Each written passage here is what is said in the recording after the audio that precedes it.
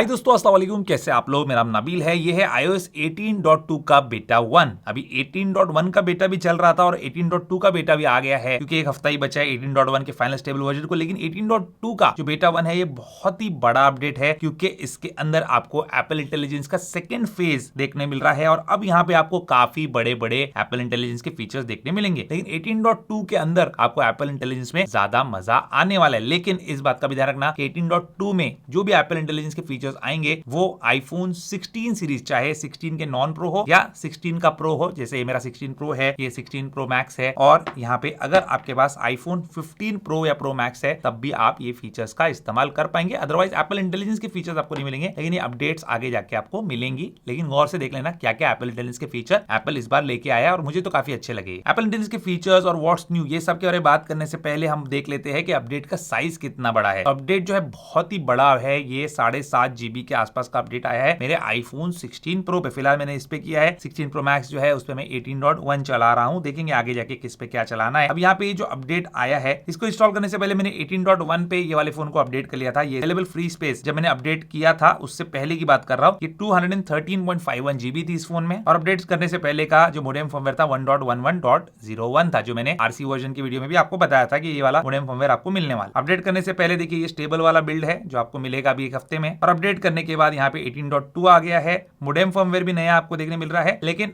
Available free space जो है थोड़ी सी घटी है। क्यों घटी है वो आगे आपको बताता हूं मैं। अपडेट के बाद आपको ये वाला बिल्ड नंबर देखने मिलेगा 18.2 में 22C5109 पी मतलब समझ लेना 18.2 का फाइनल वर्जन जो है बहुत दूर है। 7 बेटास 8 बेटास जो है इसके आएंगे, उसके बाद फाइनल स्टेबल वर्जन आएगा। अब इस अपडेट में क्या कुछ नया है वो चेक कर लेते हैं। तो अपडेट करने के बाद अगर आपने एप्पल इंटेलिजेंस के लिए साइन अप नहीं किया तो आपको करना पड़ेगा। उसके बाद ही आपको सारे जो नए नए फीचर्स है वो इस्तेमाल करने मिलेंगे। और एप्पल इंटेलिजेंस के लिए जब आप साइन अप करेंगे तो ये वाला इस तरीके का आपको स्प्लैश स्क्रीन देखने मिलेगा, और इस पे साइन अप करने के बाद आपको नोटिफिकेशन समराइज करने के लिए ये स्प्लैश स्क्रीन देखने मिलेगा, और उसमें आप न्यूज कम्युनिकेशन कौन से नोटिफिकेशन को समराइज करना चाहते हैं ये भी देखने मिलेगा। फिर आपको चैट जीपीटी भी सेटअप करना होगा एप्पल इंटेलिजेंस के अंदर। तो जब आप सेटअप करने जाएंगे तो आपको इस तरीके का यहाँ पे एक स्प्लैश स्क्रीन देखने मिलेगा कि चैट जीपीटी जो है किस तरीके से काम करता है और क्या कुछ उसके अंदर है। प्राइवेसी से रिलेटेड भी उसकी इन्फॉर्मेशन है, तो यहाँ पे एनेबल चैट जीपीटी करके आप चैट जीपीटी एनेबल कर सकते हैं। इस अपडेट को करने के बाद पहली बार फोटोज एप्लीकेशन खोलेंगे तो वहां पे भी आपको ये नया स्प्लैश स्क्रीन देखने मिलने वाला है, ये बताने के लिए कि फोटोज में क्या कुछ नया है, और ये वही है जो 18.1 में था। iOS 18.2 बेटा 1 जो है ये ना सिर्फ इंग्लिश यूएस के लिए काम करेगा, बल्कि English UK, English CA, English AU, NG और इंग्लिश जेडए, ये सब कंट्रीज की इंग्लिश के लिए भी काम करेगा। तो इंग्लिश यूएस रखना आपके लिए अब जरूरी नहीं रहेगा, लेकिन इनमें से कोई एक चूज करना पड़ेगा। एप्पल इंटेलिजेंस किन मॉडल्स के ऊपर सपोर्टेड है, तो यहाँ पे 15 प्रो और प्रो मैक्स वो भी लिखा और 16 के सारे मॉडल्स। इस वाले अपडेट के अंदर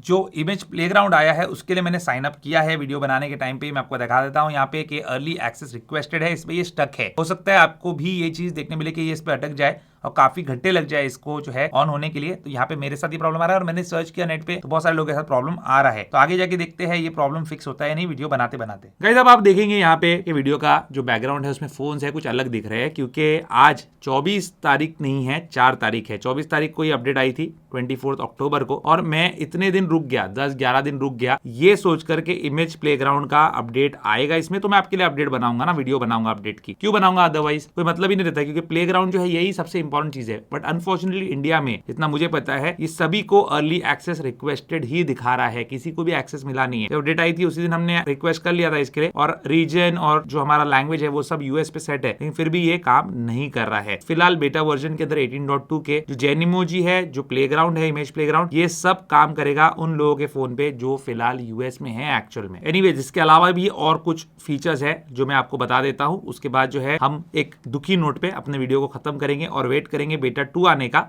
जो शायद आज ही रात में आपको या कल रात में देखने मिल जाए। उसमें हो सकता है एप्पल ये फीचर हमको दे दे। यहाँ पे जो नया फीचर जो काम का आपको लगने वाला है उसके लिए आपके पास आईफोन 16 होना जरूरी है। 16, 16 प्रो, प्रो मैक्स, 16 प्लस, इसके अलावा किसी भी फोन पे काम नहीं करेगा, क्योंकि इसके लिए कैमरा कंट्रोल बटन की जरूरत है फिलहाल। अगर ये 15 प्रो, प्रो मैक्स पे आ गया तो अलग बात है, नहीं फिलहाल काम नहीं कर रहा। कैमरा कंट्रोल बटन को एक बार प्रेस करके छोड़ते हैं तो कैमरा ओपन होता है, लेकिन अगर आप इसको प्रेस करके रखेंगे तो आप चले जाएंगे विजुअल लुकअप में। विजुअल लुकअप में क्या होगा, जो भी कैमरा के सामने है उसका फोटो लेते हो तो उसके बारे में एडिशनल इन्फॉर्मेशन देगा। तो आईफोन 16 यहाँ पे इसका हम फोटो ले लेते हैं और ये चैट जीपीटी के साथ मिलकर काम करता है। यहाँ पे आस्क लिखा है, इस पे टैप करता हूँ। अभी ये देखिए इस पे वर्क कर रहा है और पता कर रहा है कि ये क्या चीज है। तो यहाँ पे ये बता रहा है कि मॉडर्न स्मार्टफोन है, एक आईफोन है, और इसके ऊपर जो है डुअल कैमरा, लेंसेज है, स्लीक डिजाइन, ये सब तो बता रहा है। ठीक है, कौन सा आईफोन ये नहीं बता रहा।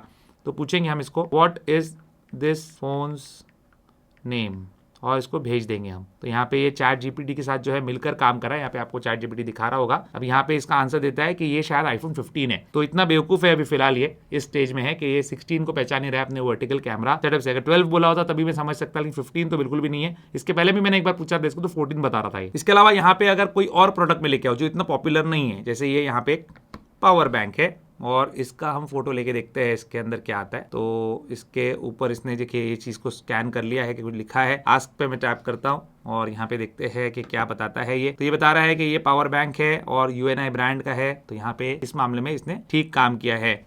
और इसको पूछते हैं व्हाट इज इट्स प्राइस, अगर देखिए कुछ पता कर सकता है तो अगर ये इसका प्राइस बता सके जो कि अराउंड 1700 के आसपास है, देखते हैं वर्क कर रहा है और ये प्राइस बता पाता है कि नहीं। तो $20 बता रहा है जो कि सही है इसका प्राइसिंग, बट US में बता रहा है, US डॉलर बता रहा है क्योंकि रीजन लैंग्वेज हमने US सिलेक्ट करके रखा है। इसके अंदर देखिए यहाँ पे आप फोटो नहीं भी लेते तब भी कुछ ऑप्शन है आपको, जैसे आपको कुछ पूछना है तो यहाँ पे इस पे टैप करेंगे तब भी आप पूछ सकते हैं, चैट जीपीटी से चैट कर सकते हैं। अगर यहाँ पे आप टैप करेंगे तो फिर आपको इस पे ये बता रहा है कि जो भी कैप्चर होगा व्यू में वो इमेजेस गूगल को ये सेंड करेगा और फिर सिमिलर इमेजेस ढूंढ के देगा। तो कंटिन्यू पे टैप करते हैं और अब ये इससे सिमिलर इमेज यानी कि जो फोन का फोटो है उससे सिमिलर इमेज इसने गूगल से ढूंढ के दिया है हमको। तो चैट जीपीटी के साथ भी काम कर रहा है, गूगल के साथ भी काम कर रहा है। अब यही इस पावर बैंक का मैं फोटो जो है इसको भेज कर देखता हूँ ये क्या बताता है। तो यहाँ पे गूगल को भेजेंगे हम, गूगल से भी इसने पावर बैंक ढूंढा है बट इस कंपनी का शायद इसने ढूंढा नहीं है। तो सिमिलर प्रोडक्ट्स ये दिखा रहा है गूगल के जरिए से। कंट्रोल सेंटर में जब आप ऐड कंट्रोल करते हो तो यहाँ पे टाइप टू सीरी के लिए भी आप एक शॉर्टकट रख सकते हो जिसके लिए नए सीरी का आइकन आपको नजर आएगा। तो यहाँ पे टैप करके जैसे हम डबल टैप करके सीरी को यहाँ पे टाइप टू सीरी एक्टिवेट करते हैं उसकी जगह आप कंट्रोल सेंटर से भी कर सकते हैं और ये नए आइकन के साथ। सेटिंग में एक्सेसिबिलिटी में हम जाते हैं और यहाँ पे जाते हैं हम ऑडियो विजुअल में और यहाँ पे आपको ऑप्शन देखने मिलेगा आप ऑलवेज शो वॉल्यूम कंट्रोल। तो यहाँ पे जब भी हेडफोन लगा के या बिल्ट इन स्पीकर का आप इस्तेमाल करते हैं तो आपको वॉल्यूम कंट्रोल जो है हमेशा स्क्रीन पे दिखाते रहेगा। तो ये भी आप यहाँ से एनेबल कर सकते हो। यूएस के अंदर अगर आप हो तो आप साइड लोडिंग का भी इस्तेमाल कर सकते हैं। अलग अलग जो मार्केट प्लेसेस है या अलग अलग वेबसाइट्स है उनसे भी आप डायरेक्टली ऐप इंस्टॉल कर सकते हैं अपने आईफोन पे। सेटिंग के अंदर अगर आप जाते हो सबसे नीचे यहाँ पे एप्स में जाते हो तो आपको यहाँ पे डिफॉल्ट ऐप का ऑप्शन देखने मिलता है जिसके अंदर से आप जाकर ईमेल के लिए कौन सा डिफॉल्ट एप्लीकेशन है वो सब चूज कर सकते हैं। तो यहाँ पे अगर जीमेल यूज करना है तो जीमेल कर लीजिए। मैसेजिंग के लिए अगर आपको मैसेज की जगह कोई और एप्लीकेशन चूज करना है तो वो कर सकते हैं। कॉलिंग के लिए फोन की जगह कुछ और करना है आपको, जैसे फेस टाइम रहेगा तो फेस टाइम आप कभी भी जो है डायरेक्टली वहां से आपका कॉल लगते रहेगा। इसी तरीके से ब्राउजर, पासवर्ड्स एंड पासपोर्ट्स के लिए कौन सा ऐप है और कीबोर्ड्स आपके डिफॉल्ट कौन से रहेंगे ये भी आप यहाँ से चूज कर सकते हैं। सेटिंग्स के अंदर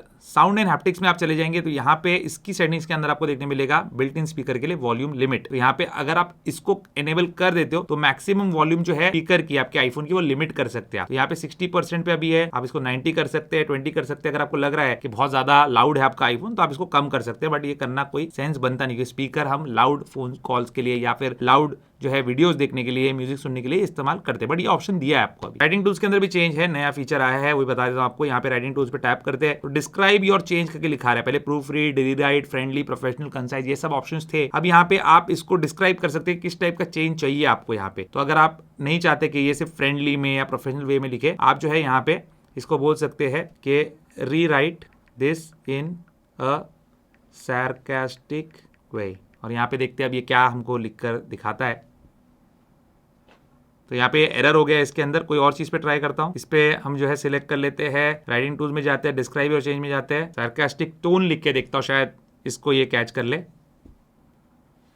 देखिए यहाँ पे इसने सार्कास्टिक वे में लिख दिया, oh wow Instagram is so inclusive, they have created a campaign for everyone who was born on Instagram, how thoughtful, और एक इमोजी भी दे दिया। तो यहाँ पे काम कर रहा है। तो सेंटेंस भी प्रॉपर होना चाहिए जिस पे ये वर्क करेगा प्रॉपर्ली। मेल में काफी सारे चेंजेस आए हैं। अब यहाँ पे आपको इस तरह की फिल्टर्स देखने मिलेंगे, जैसे प्राइमरी आपके ईमेल है वो यहाँ पे आपको दिखाएगा। उसके बाद आपके जो ट्रांजैक्शंस है, डेबिट हुआ, ये क्रेडिट हुआ, वो सब यहाँ पे आपको दिखाएगा। आपके ऑर्डर्स, आपकी डिलीवरीज सब आपको यहाँ पे दिखाएंगे। उसका कलर भी अलग है, तो यहाँ पे कलर कोडिंग भी, उसके लिए अपडेट्स जो है आपके जीमेल के बारे में, आपके जो डीमैट अकाउंट के बारे में और भी कुछ रहेगा तो यहाँ पे आपको आ जाएगा। और यहाँ पे प्रमोशनल मेल्स है, यहाँ पे आपको देखने मिलेंगे। तो काफी अच्छा लगा मुझे ये लेआउट नया वाला, थोड़ा सा सॉर्टिंग जो है मेल का इसमें इजी हो जाता है। यहाँ पे आप टैप करेंगे तो इस तरीके का आपको ऑप्शन भी देखने मिलेगा, जहाँ पे कैटेगरीज अगर आपको ऑफ करना है तो आप लिस्ट व्यू में भी जा सकते हैं। फिर लिस्ट व्यू पे कुछ इस तरीके से आपको ये दिखाएगा। बट ये कैटेगरीज वाला जो व्यू है मुझे अच्छा लगा है। और इसके अंदर आप जाके इसके बारे में अबाउट कैटेगरीज भी देख सकते हो और यहीं से शो प्रायोरिटी मेल भी कर सकते हो। तो प्रायोरिटी जो मेल होगा वो ऊपर आपको दिखाएगा। ये तो दोस्तों सारे नए फीचर्स। अब बग्स क्या है इसके अंदर, तो यहाँ पे वही आपको इमोजी कीबोर्ड के अंदर अंदर बग्स देखने मिलेंगे, जो कि ये ऐसे ब्लैंक स्पेसेस है, एक्चुअल में स्टिकर्स है जो यहाँ पे ब्लैंक हो चुके हैं। तो ये स्टिकर्स जो है यहाँ पे इमोजीज के अंदर भी आकर यहाँ पे भी शायद ये ब्लैंक करे, तो यही एक बग देखने मिला। इसके अलावा ज्यादा कोई बग नहीं है और सारी चीजें जो है प्रॉपर्ली काम करी है और ओवरऑल परफॉर्मेंस भी जो है ठीक ठाक लग रहा है। हीटिंग वगैरह भी नजर नहीं आ रही, कोई लैग वगैरह यहाँ पे ज्यादा देखने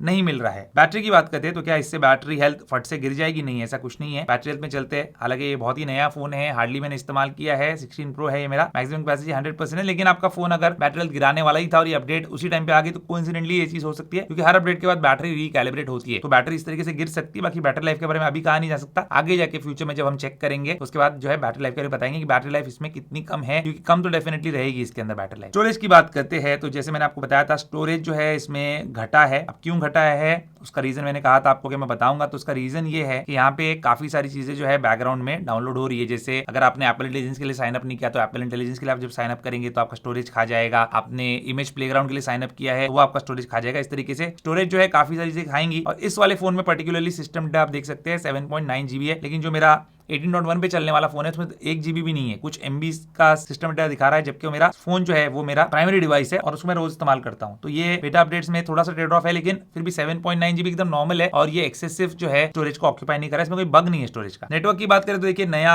यहाँ पे मोडेम फर्मवेयर हमको देखने मिल रहा है। तो अब वाईफाई, ब्लूटूथ, एयरड्रॉप और मोबाइल टेक कैसे काम करते हैं तो मैं यूज करके आपको बताऊंगा, इतना जल्दी मैं आपको बता नहीं सकता। फिलहाल तो सब चीजें चल रही है प्रॉपर्ली और काम भी कर रही है, कॉल वगैरह भी करके मैंने देखा, सब चीज ओके है। ओवरऑल जनरल परफॉर्मेंस अच्छा है, जैसे मैंने आपको अभी बताया था कि कोई लैग वगैरह मुझे ज्यादा देखने मेरा हीटिंग का इशू नहीं आ रहा। बाकी जो बेंचमार्क के स्कोर्स है वो मैं आपको बता देता हूं, तो आपको समझ में आ जाएगा कि इसमें कुछ घटा है, बड़ा है, परफॉर्मेंस कैसा है। सीपीयू का बेंचमार्क रन करके मैंने देखा था, तो यहाँ पे हिस्ट्री में लेके चलता हूं और ये स्टेबल वर्जन का बेंचमार्क है 18.0.1 का। तो यहाँ पे 3547 और 8685 ये है सिंगल और मल्टीकोर का स्कोर, और अभी है 3515 और 8686, तो बड़ा ही है। सिंगल कोर का स्कोर देख सकते हैं आप, कुछ पॉइंट से बढ़ गया है, और मल्टीकोर का स्कोर भी जो है ऑलमोस्ट मतलब एक ही पॉइंट से बढ़ा है, उसमें तो कोई चेंज नहीं है, लेकिन सिंगल कोर में थोड़ा सा पॉजिटिव चेंज है, तो ठीक है। जब तक कम नहीं होता वहां हम खुश रहते हैं। जीपीयू का स्कोर भी देख लेते हैं, 32,861 था स्टेबल वर्जन पे और अभी है 32,817, तो ये 20-30 पॉइंट जीपीयू के स्कोर में कम होना या कुछ 100 पॉइंट से कम हो जाना, इससे फर्क नहीं पड़ता, बढ़ने से भी नहीं और घटने से भी नहीं पड़ेगा। बहुत ज्यादा कुछ सिग्निफिकेंट चेंज आएगा तो मैं बताऊंगा आपको। तो यही थी कहानी दोस्तों iOS 18.2 बेटा 1 की। बहुत ही अनफॉर्चुनेट है कि हमको